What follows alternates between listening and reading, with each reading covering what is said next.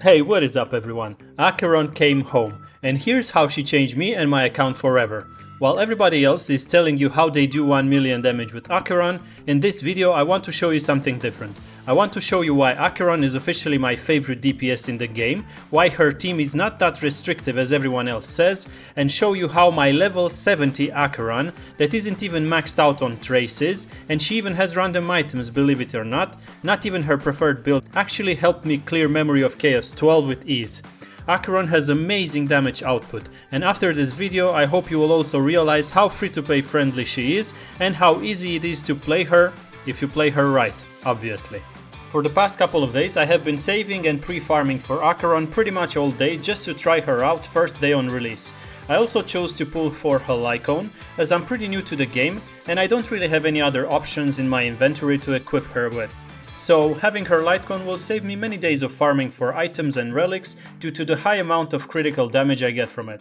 But besides that, probably you're asking me, hey MisterMen, how are you since you have pulled her? Or maybe not, but I'll tell you anyway. Having her in my team makes me think that this game is not a turn-based anymore, and it's actually a live-action RPG, especially whenever I use her technique to skip all the battles in simulated universe and overworld. You don't even know how thankful I am that she actually has this in her kit, because now I'm not only going to save a lot of time playing or farming, but I'm also going to skip all these silly loading screens that you get in between battles all the time. Alright. Now I'd like to show you how she helped me clear Memory of Chaos 12 paired with Silverwolf, Pella and the new healer Gallagher. Not only that I'll showcase you what she's on about, but I'll also teach you how to properly play her. Oh, and by the way, she's not maxed on traces, she's only at E0, and on top of that I don't even have her best build in slot because I need to farm more, I guess. The other teammates are in the same boat. I don't even have a light cone on Silverwolf. As for Pella, she's also on random stuff,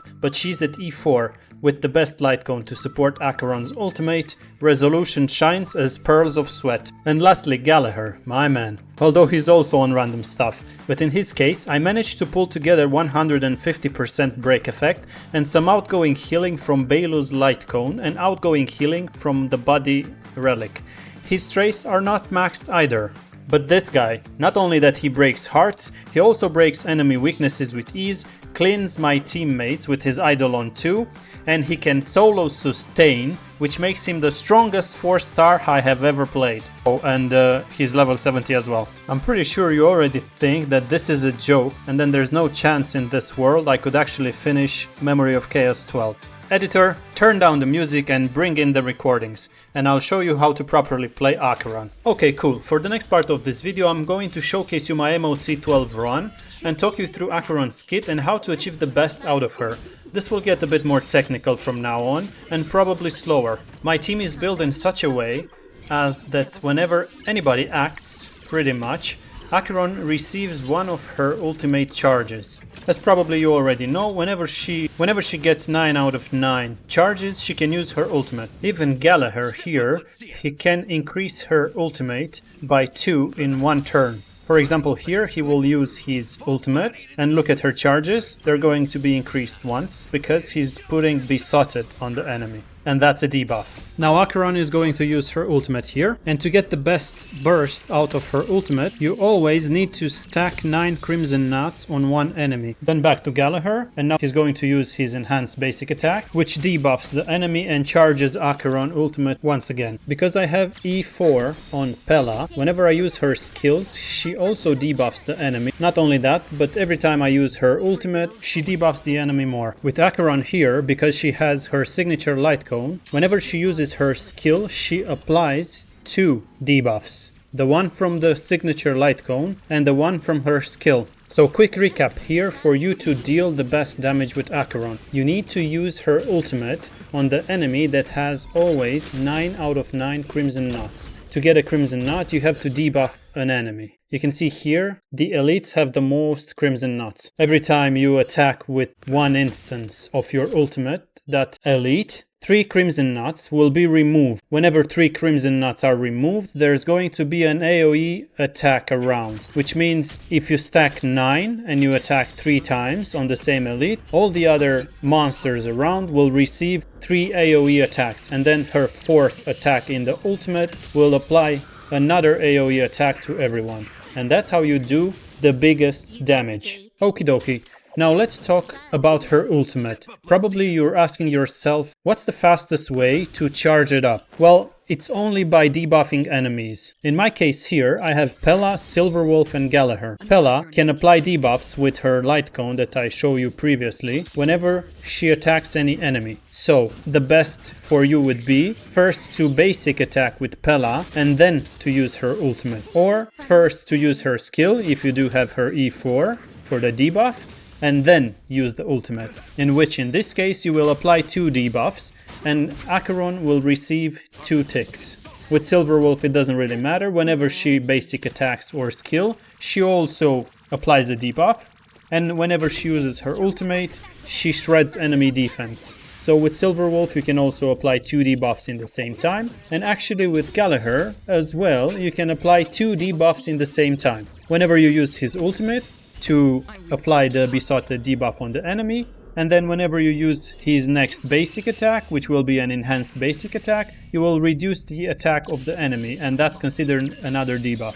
As you can see here in my team, everybody is applying debuffs, which makes Acheron's ultimate charge super fast. Not only that, but every time she also uses her skill, and probably that's gonna be the only thing you do every time you act with her, because her basic is useless. Whenever you use her skill, she applies a debuff as well, but if you have her signature light cone, like I do, you apply 2 debuff. And this is how you can use her ultimate every turn. Another nice tip I can give you here, for her ultimate to deal massive amounts of damage, you would have to level up her talent. Her talent, or actually during ultimate, her talent reduces enemy toughness regardless of their weakness types, and also reduces all enemies all type resistance. So it shreds through their defense no matter what. If I would have to recommend you which to level up first, I would recommend you to max out this trace as it's very strong. Even 0.6% does a lot. In which, in this case,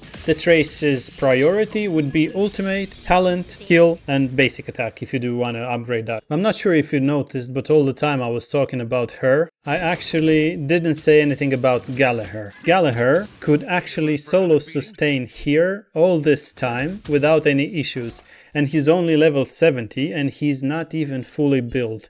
I will make a separate video for Gallagher and how to play him to get the most out of his heals, his breaking power, and tell you more about his combos. Now let's also touch a bit on Acheron's teams. You are not forced to play this team comp I have here. She can actually play very well with many other characters as well. She could play very well with Kafka and Black Swan in the same team. She could also play very well with another sustain besides Gallagher, especially a tank like Jeopard or Aventurine. But you'll have to use Trends of the Universal Light Cone, which whenever your tank gets attacked, he will debuff an enemy, applying burn on him. Another interesting team comp with Acheron would be Sparkle here, believe it or not. Even though you lose some damage output from not having 2 Nihility teammates, Sparkle can actually allow you to use attack boots on Acheron, and therefore you will deal more damage output with her ultimate. But this way you'll have to have a fast Sparkle, so you can act at least 2 times in the same turn with Acheron. Yeah guys, look at this. This is how my mediocre build team finished Memory of Chaos 12. Obviously I'm going to skip the second part as this video is about Acheron, but think about it. Imagine how much more room of improvement in damage there is here for me, especially when I go for her best in slot relics and best in slot planar ornaments like Izumo Gensei.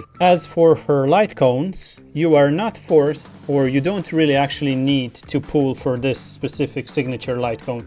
You can use any of the other Nihility light cones there are out there. I think last time I checked, I felt like she could use at least 6 out of all the other Nihility light cones you have. You can use Kafka's light cone, you can use the free-to-play ones that you can buy in Memory of Chaos shop. Of course, in this way, you will not deal the same amount of damage, but this doesn't mean that she is unplayable, or she will do so much less damage. I don't know what else to say, I think she is busted. If you do want to ask me anything else about her, feel free to drop a comment, I always answer to all of them. Thanks for watching, please subscribe, and thank you guys if you have already subscribed. I love you all, bye!